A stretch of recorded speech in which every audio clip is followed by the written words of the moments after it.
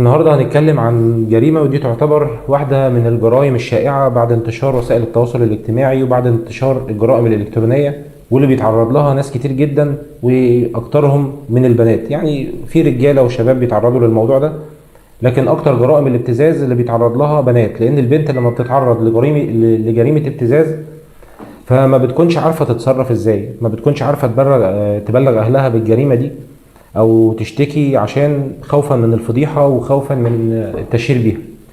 فعشان كده المبتز دايما بيستغل اغلب الضحايا بتوعه من البنات ان هو يبتزها عن طريق صور معينة، سواء كانت الصور دي او المحادثات دي كانت على علاقة معاه فعلا، او كانت سواء الصور دي مثلا صور فوتوشوب ومتفبركة.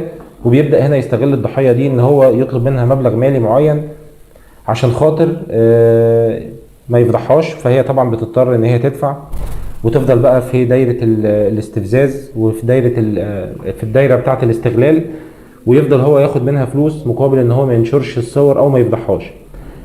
فاللي عايز اقوله ان القانون 175 لسنة 2018 في قانون العقوبات بينص على ان المبتز، والابتزاز الاول بيتقسم هنا لثلاث انواع، يعني في ابتزاز مالي، في ابتزاز عاطفي، وفي ابتزاز جنسي. هنركز في الجزئيه الاخيره اللي هي ابتزاز الجنسي، عشان دي اللي بيتعرض لها اغلب الناس وما بيعرفوش يتصرفوا ازاي. النهارده انت لو اتعرضتي لاي حد طالع على وسائل التواصل الاجتماعي كنت على علاقه بيه بدون علم اهلك، او ما كنتيش على علاقه بيه وهو حد جاب مجرد الصور بتاعتك من على الفيسبوك وركب الصور دي على صور خليعه وبدا ان هو يبتزك بيها عشان يطلب منك مبلغ مالي، فازاي تتصرفي وازاي تاخدي اجراءات قانونيه؟ الاول خلينا نعرف العقوبه اللي هيتعرض لها المبتز ده لو انت قمتي بالبلاغ عنه وما تكتمتيش على الموضوع. وفقا للقانون 175 لسنه 2018 فبتنص الماده هنا ان المبتز بيتعرض لعقوبه بتبدا من لحد اقصى 3 سنين، وغرامه من 50,000 جنيه وبتوصل لحد 200,000 جنيه. طيب في حالة إن الضرر والابتزاز ده أثر عليكي وأثر على سمعتك وسبب لك في ضرر نفسي وضرر معنوي، هنا بيوصل الحبس ل5 سنين مشدد، وبتوصل الغرامة ل500,000 جنيه بحد أقصى. طبعا تقدري بعد كده بترجعي عليه بالتعويض المدني وتطلبي كمان تعويض من المحكمة، فهو هنا بيخش في دايرة وبيبقى داخل في يعني في مشاكل هو كان في غنى عنها، لأن هو كان معتمد دايما على ضعفك إن أنت مش هتقدري تاخدي أي إجراء قانوني. طيب إيه الإجراءات القانونية اللي تعملها أو أي شخص اتعرض للابتزاز يقدر يعملها؟ اهم حاجه يكون الحرز موجود. الحرز اللي هو الرسائل اللي بينك وبين المبتز، تسجيلات سواء بقى ده كلام محادثات او رسائل نصيه او الكلام ده كله، كل ده بيتسجل على فلاشه وبيتسجل على سيديهايه، بتتوجهي لمباحث الانترنت اللي تابعه للدايره بتاعتك، سواء بقى كنت محافظه الجيزه محافظه القاهره الكلام ده كله، ومعاكي الادله.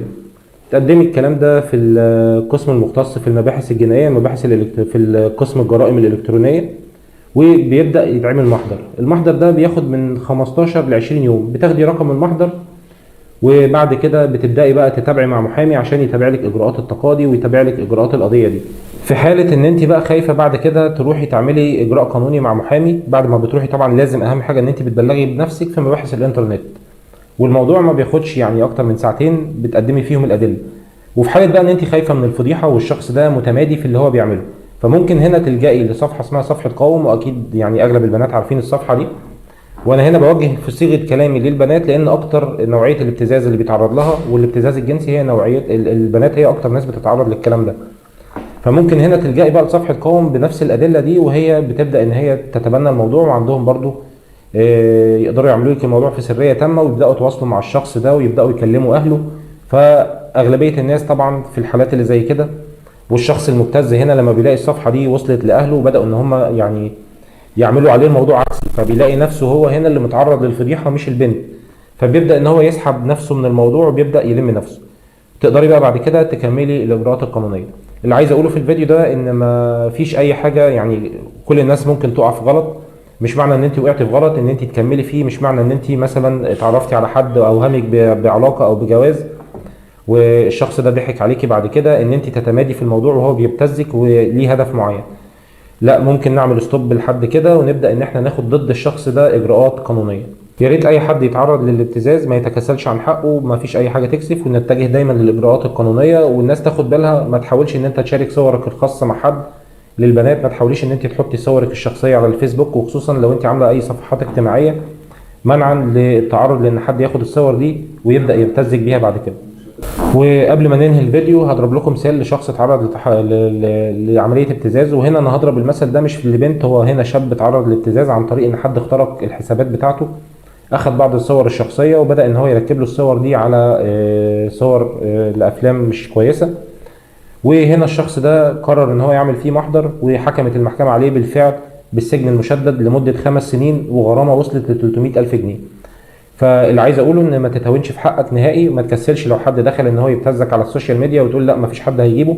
النهارده مباحث الانترنت قسم مختص في كل مديريه امن مخصوص للجرائم الالكترونيه، سواء كان المبتز او الشخص اللي بيشتمك او بيتعرض لك ده موجود جوه مصر او موجود بره مصر، سواء داخل بحسابه الاساسي او داخل بحساب وهمي ويقول لك بقى انا موجود بره مصر فهشتمك براحتي فما فيش حد هيقدر يجيبني.